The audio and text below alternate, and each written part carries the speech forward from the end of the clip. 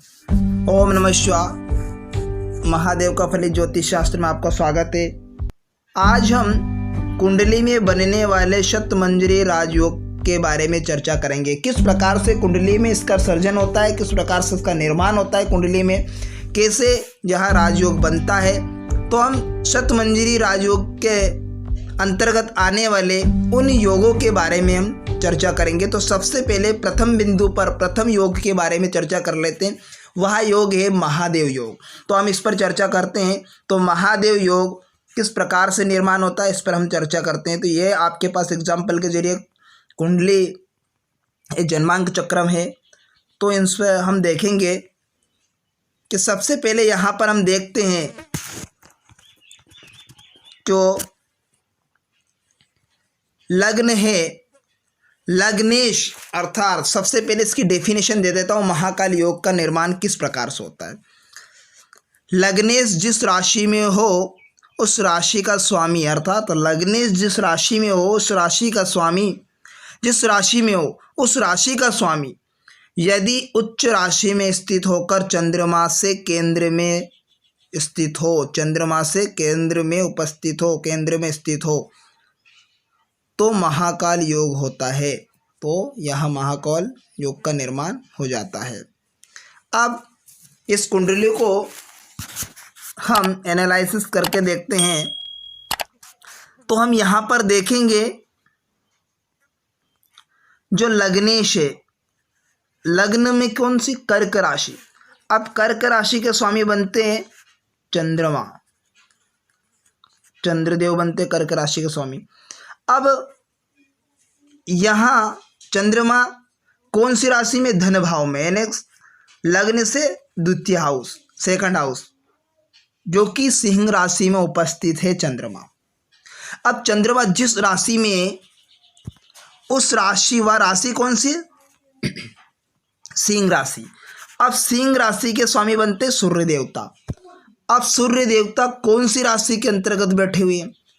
अब सूर्य देव पंचम हाउस पर है, यानी लग्न से फिफ्थ हाउस में, जो फिफ्थ हाउस है विद्या, अध्ययन, संतान, उस भाव में यह विराजमान है। उस भाव के अंदर कौन सी राशि है, तो यहाँ देखेंगे वृश्चिक राशि। फिफ्थ हाउस में जो राशि है वृश्चिक राशि है।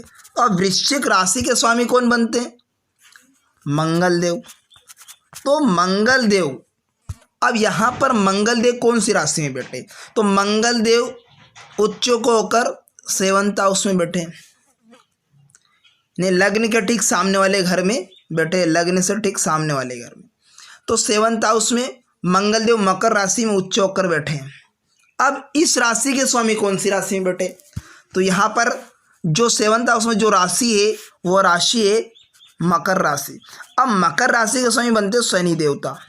अब शनिदेव कौन सी राशि में बैठे, कहाँ पर बैठे ये देखेंगे। तो शनिदेव लग्न से फोर्थ हाउस में बैठे तुला राशि में, जो कि शनिदेव तुला राशि में उच्च के होते हैं, जो कि उच्चस्थ होकर उच्च राशि में स्थित होकर कहाँ पर बैठे, चंद्रमा से केंद्र में, 1 2 3, यानी लग्न से फोर्थ हाउस में, अर्थात चंद्रमा से केंद्र में बैठे हुए हैं, जो कि उच्चस्थ स्थान, उच्चस्थ राशि के अंतर्गत बैठे, तुला राशि में बैठे उच्च के शनिदेव। तो इस प्रकार से योग का निर्माण होता है महाकाल योग। तो ये था महाकाल योग, जो कि लग्नेश जिस राशि में हो उस राशि का स्वामी, जिस राशि में हो उस राशि का स्वामी अपनी उच्च राशि में स्थित होकर चंद्रमा से केंद्र के अंतर्गत हो, केंद्र में हो, तो ऐसा योग महाकाल योग होता है। इसका रिजल्ट क्या होता है, फल क्या मिलता है, प्रेडिक्शन क्या होगी कि जातक अत्यंत सुख प्राप्त करेगा। तो ये था महाकाल योग। ठीक इसी प्रकार से सी योग पर चर्चा करते हैं। दूसरा योग होता है, दूसरा योग आता है कुंडली के शतमंजरी राजयोग के अंतर्गत। तो दूसरा योग है वो शिव योग। अब शिव योग का निर्माण किस प्रकार से होता है, इस पर हम चर्चा कर लेते हैं। शिव योग का निर्माण कैसे होता है, इस पर हम चर्चा करके देखते हैं। तो कुंडली में किस प्रकार से शिव योग का निर्माण होता है, इस पर हम चर्चा करते हैं। पहले डेफिनेशन समझ लीजिए। यदि कुंडली में पंचमेश, यदि कुंडली में पंचमेश यानी फिफ्थ हाउस, यदि कुंडली में पंचमेश तथा लाभेश की भाग्यस्थान में तथा लाभेश की भाग्यस्थान में युति हो, लाभेश की भाग्यस्थान में युति हो, यानी इनकम हाउस के स्वामी की युति हो, तथा दशमेश पंचम भाव में, तथा दशम भाव के स्वामी हो पंचम भाव में होना चाहिए। तो यहाँ योग शिव योग, तो इस प्रकार से शिव योग का निर्माण हो जाता है। अब यहाँ पर जो कुंडली मैंने बनाई है उदाहरण के जरिए मैं आपको समझा देता हूँ। लग्नेश, यदि कुंडली में पंचमेश यानी पंचम भाव के स्वामी लग्न से फिफ्थ हाउस की तरफ एरो को चिन्ह जा रहा है, जो फिफ्थ हाउस में जो राशि है मीन राशि है, उस राशि के स्वामी पंचमेश अर्थात पंचम भाव के स्वामी अब कौन हुए? पंचम भाव में जो राशि है उसके स्वामी पंचमेश कहलाएंगे। अर्थात मीन राशि के स्वामी बृहस्पति देव अर्थात गुरुदेव। तो इसके स्वामी कौन कहलाएंगे? पंचम भाव के स्वामी, जो पंचम भाव में जो राशि होगी उसके स्वामी पंचमेश। तो पंचम भाव के स्वामी बनते हैं गुरुदेव, ठीक है।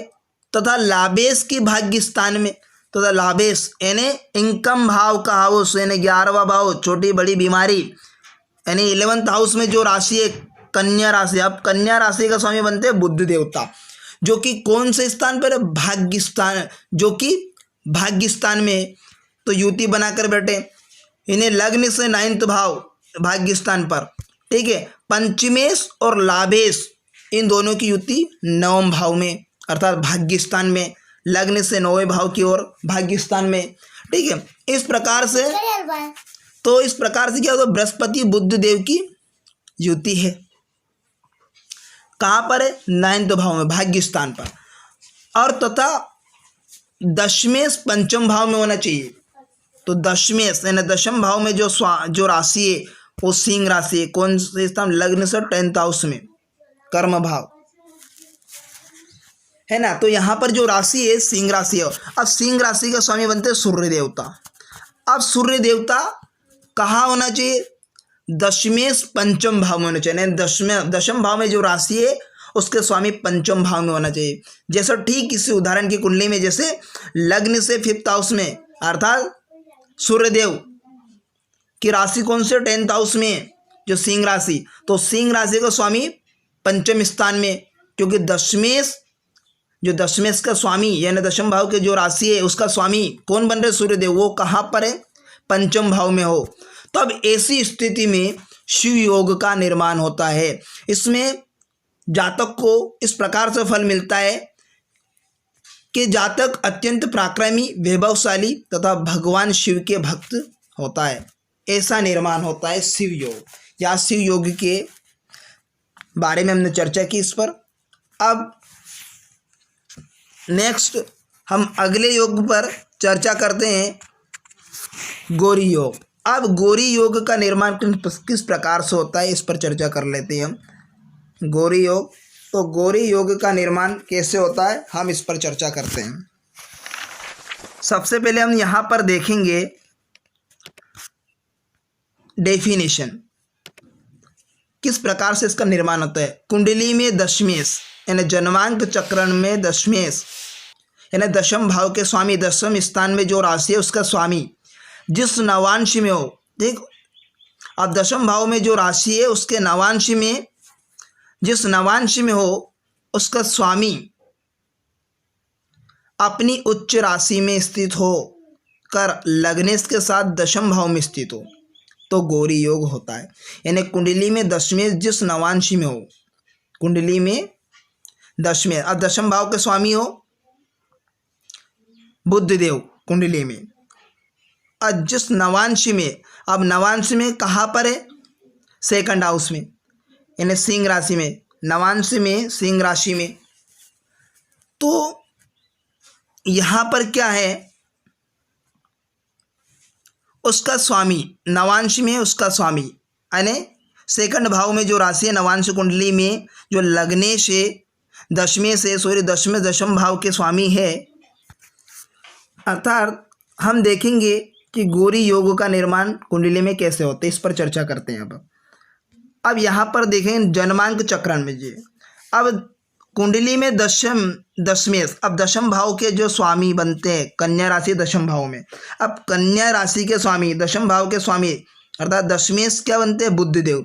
अब बुध देव नवांश कुंडली में कहाँ है, ये नवांश कुंडली है, तो बुध देव लग्न से सेकंड हाउस में नवांश कुंडली के द्वितीय भाव में सिंह राशि में उपस्थित है बुध देव नवांश में। अब इस राशि के स्वामी अपनी उच्च राशि में स्थित होकर लग्नेश के साथ दशम भाव में होना चाहिए। अब लग्नेश क्या बन रहे हैं कुंडली के अंदर, धनु राशि, धनु राशि के स्वामी बृहस्पति देव, तो लग्नेश और उसका स्वामी अपनी उच्च राशि में स्थित हो, यानी जो लग्नेश है और सेकंड भाव में नवांश में जो राशि है सिंह राशि, उस राशि के स्वामी और लग्नेश दशम भाव में स्थित होना चाहिए। तो दशम भाव में क्या बने, लग्नेश सेकंड भाव, लग्नेश बनते कुंडली के अंदर बृहस्पति देव, और नवांश कुंडली में जहाँ पर बुध विराजमान है, क्योंकि जन्मांक चक्र में दशम भाव के स्वामी लग्न, दशम भाव के दशमेश के स्वामी बुध देव, तो बुध देव जिस राशि में और जन्म कुंडली में जो राशि है बृहस्पति देव अर्थात धनु राशि, धनु राशि के स्वामी बृहस्पति देव, और सेकंड नवांश कुंडली में जो सिंह राशि है द्वितीय भाव में, उसके स्वामी दोनों 10th हाउस में दशम भाव में हो, अपने दशम भाव में हो, लग्नेश के साथ दशम भाव में स्थित हो, तो ऐसा योग गौरी योग होता है। क्या होता है, गौरी योग का निर्माण होता है। इस प्रकार से गौरी योग का निर्माण होता है। तो इस गौरी योग में जातक को किस प्रकार से फल मिलता है, जातक जन्म लेने वाले, इस योग में जन्म लेने वाले जातक प्रबल और भाग्य उदय 47वें वर्ष में होता है। इस जातक का योग अगर इसका भाग्य चमकता है तो 47 वर्ष में ही इसका भाग्य उदय होता है। ये थी गौरी योग।